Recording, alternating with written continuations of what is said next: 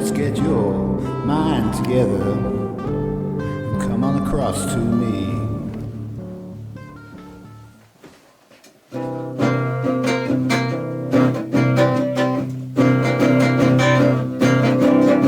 This ain't working, that's the way you do it. Money for nothing and your tricks for free.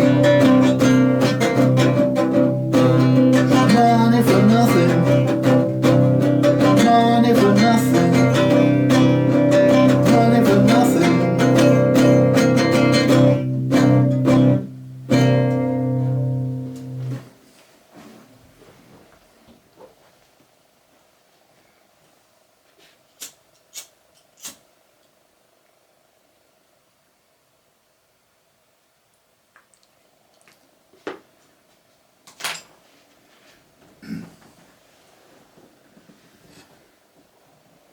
Okay, well, I learned when I opened my first business how to make money for nothing.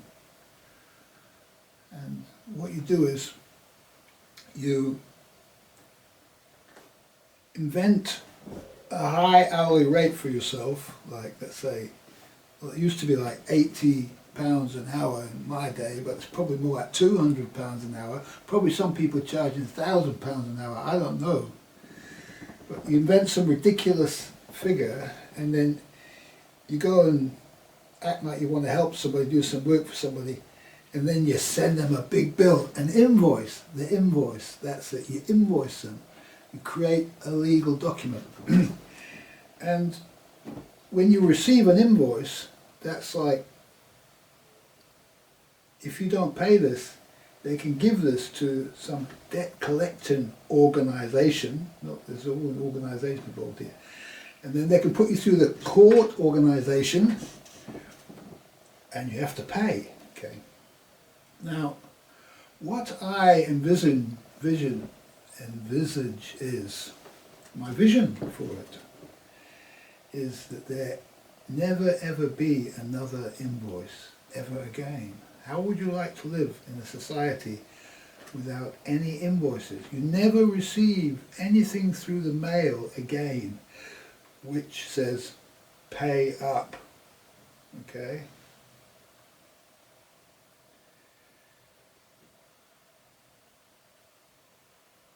Everything you have you will own, and you will owe nobody anything, and you will never get another invoice again.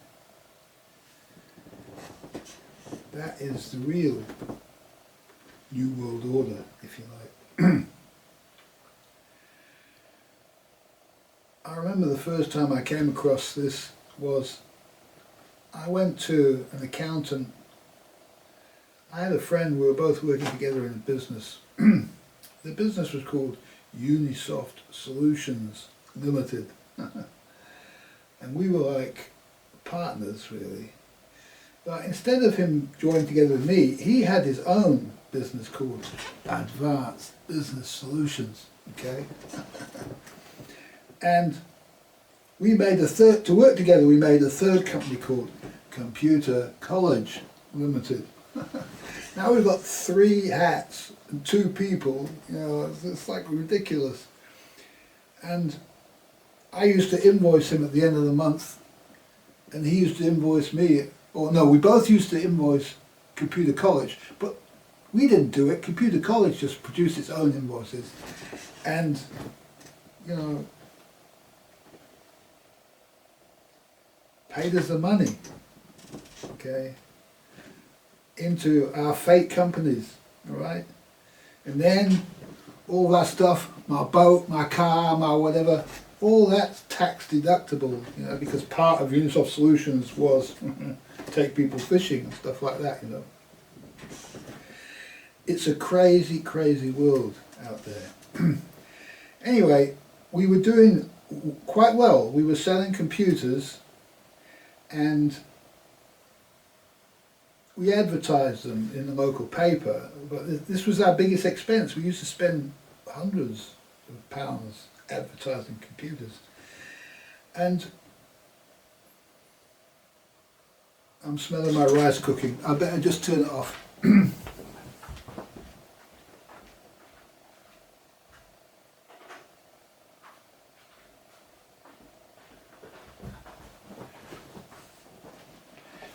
You don't need to worry about it being overcooked or too burnt or whatever. You'll get the call when it needs attention. So, what was I talking about? The accountant.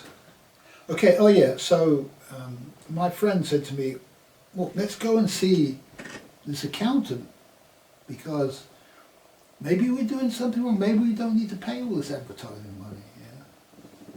It was my sort of idea with the advertising. He sort of thought maybe we should do something else. So he went to the accountant. Now the accountant doesn't sell computers. The accountant does people's books, you know. And so we talked to the accountant, we said, what should we be doing? Because we think this guy is going to give us sound professional advice. Should we be advertising? Should we be doing what? He says, no. You should be doing direct mail out. You know, you should be just sending out letters to people and so on and so forth. Because that's what he did, you know, because that was what worked for his business. Because his business was repeat business. You could keep the contact. You had to have this contact mailing, sort of keep in touch with your what do they call them? These people that pay you money that you invoice. They have a name for it. Must be the devil himself. I can't actually think of it. Anyway, what he said was, don't do the advertising, right? Do the direct mail marketing, okay, which was what worked for him. And we went back to the office and we didn't do the advertising for 1 week. Well, maybe it was a month. 1 month, I think it was. We didn't do the advertising. We saved like £500 or something. And our sales were down we lost thousands, yeah. And so I thought, blow me down. And I didn't even use an accountant because I wasn't an accountant. I did all my accounting myself. I wrote my own accounting system and I used my own accounting system to do it. I knew about accounting. I did it myself. Didn't need an accountant, you know. Nobody needs an accountant. And so, anyway, he didn't send us a bill. All we did was went to see him one day and got the advice on this. Anyway, about a year later, because they do annual accounts, because you've forgotten, by the end of the year, you've forgotten how much work. You can't argue because it's like a year ago, you know. He sent us this bill it was over £1,000 for this advice that cost us loads of money. Yeah. So he just made an invoice. I invoiced computer college, you know, who invoiced information management services and invoiced advanced solutions, who eventually consume all the money without paying any taxes. Yeah. My God, what a system. All right. Craziness. No more invoices. End of invoicing. If there's no invoices, that's the end of it. You don't need a legal system after that. That's all it is. It's just an invoicing system, and the courts are there to discipline the people who break with the invoicing system, don't accept it. Okay. And really, what you need is if you've got a problem with anything, it's got to be some kind of thing that you bought, you know, something that you needed. Like, it has to be an object. It could be the skateboard. It could be a plane, if you're a carpenter. It could be a solar panel. It's got to be something, you know. I don't spend my money on anything. If I spend money, there's an object arrived here in this house. You know, otherwise I'm not spending money. I've got a bag of rice there. You know, somebody made the rice. I got the rice. I paid for it, right? There's always an object involved. You can't have an invoice. If you pay cash, if you pay straight away, there's no need to invoice. You know, you pay for it, you get it. You don't need it, and then you can never be in debt. So, what do we do where we think there's some wrong being committed? Okay. And I'm going to take 5 because this is the important thing. How do we handle the discipline in an individualist society? How do we handle discipline? Okay. So we talked about the other fake uses for the courts, which is just to exploit people and get money out of people, and if you send them a bad bill, how to take them to court and make sure that it's too much trouble to not pay the bill, so you just pay it and say, I'm never going to work with that company again. This is a problem. There's no justice in that. And so there needs to be justice in discipline. People make mistakes. They need to feel that they've been dealt with in a just way. And it needs to be swift, instant. It needs to be instant karma, instant justice. I'll take 5 and then we'll go into that.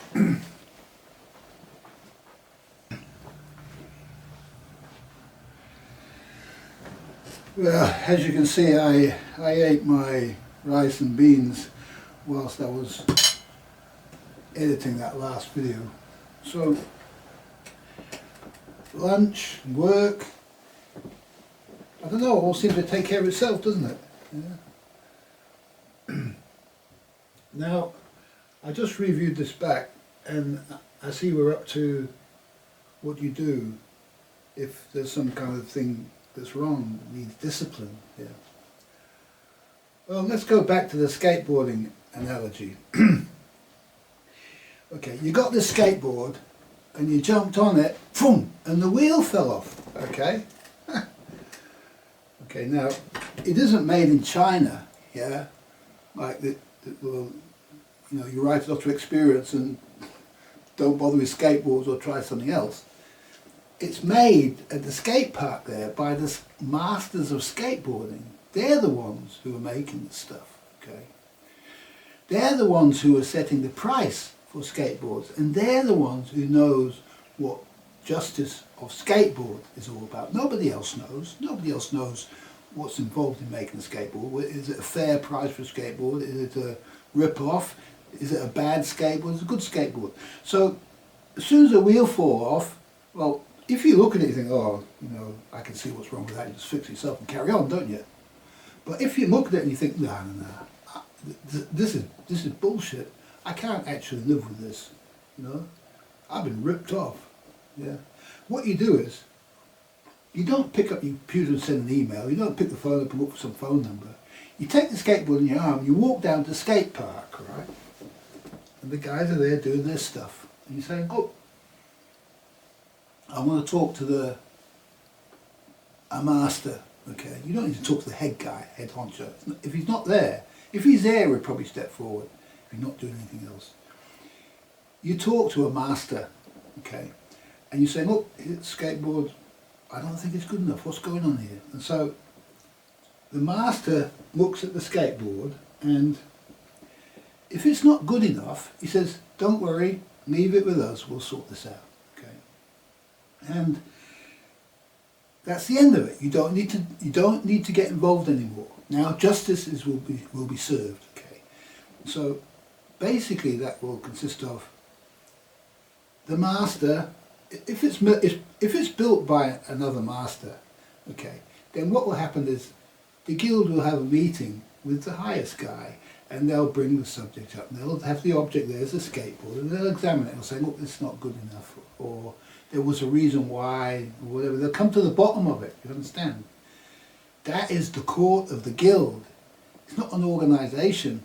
It's just a couple of guys gathered together in the guild meeting room, you know, just to talk about it and sort it out.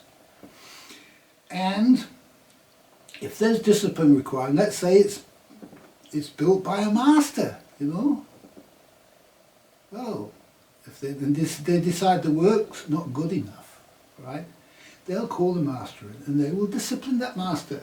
Now, they will have to discipline the master, and they will have to pay reparations of some sort to the purchaser or the person who got the skateboard, right? And so, whatever that is, that's up to the guild. The guild deals with it, all right? And at the end of the day, probably the worst thing that could happen to somebody is to get cast out of the guild and they have to find another calling. Yeah. They're not going to be imprisoned, you know? Because it's the worst thing to have your livelihood taken away. Yeah? Just seek another one, or become a slave if nobody will take you on. Okay, so those systems have to evolve. And it may just be that the guy made a mistake, or, you know, you can explain it. Maybe he's going through a bad patch or something, yeah? Whatever it is, it's between the masters and the master that made it and the masters who surround him and are his colleagues, okay? That's what it's about. Now, the skateboarding is just an example, but that applies to all the guilds equally, right up to the Guild of Philosophers, you understand?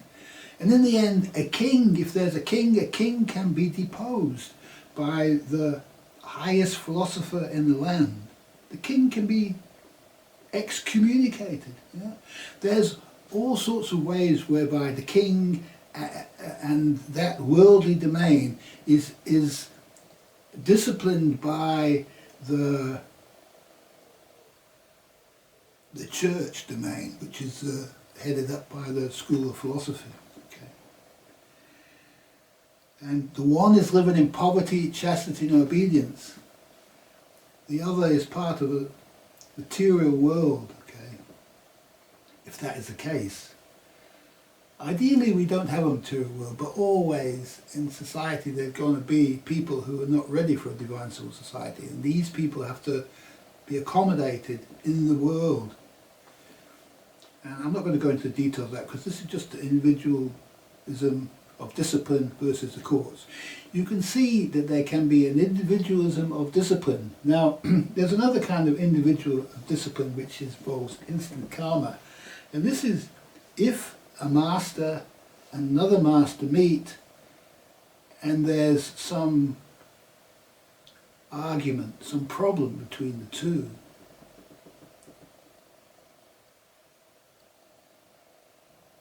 Now, the Native American Indians, if you disrespected an Native American Indian master, you were dead.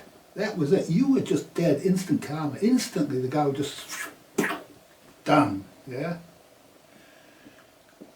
That was nature's way of dealing with it. And so we don't know what will happen if we allow the will of nature to take over and through us, through everybody, through every individual, discipline every other individual.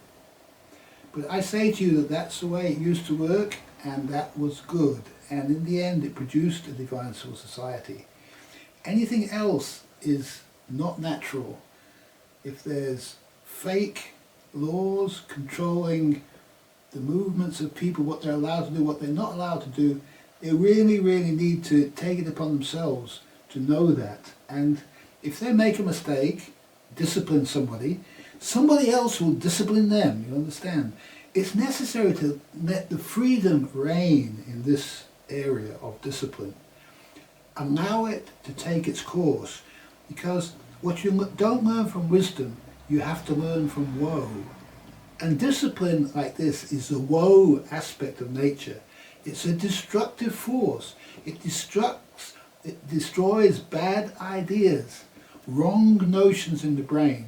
And because we haven't had discipline, we've got Ethan Crumbley, who sees the injustice that's going on in the school, how they've conspired to exclude him from everything. And in the end, he just exploded and said, this is unjust, completely unjust, you're going to all get it, okay? And that was the natural justice coming out of Ethan Crumbley. Nature made Ethan Crumbley do what he did through the devil, through woe, okay? Now, Ethan Crumbley has entered the court system. He should have got instant karma, you know? He should have got instant karma, but you know,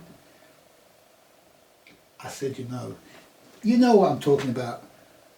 It's the way forward, it has to be, because this other way didn't work. This other way didn't work. It's the end of it.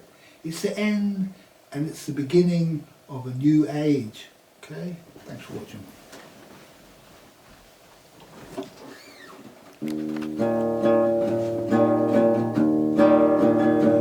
Come gather round, people, wherever you roam. Admit that the waters around you have grown, and accepted that soon you'll be drenched to the bone.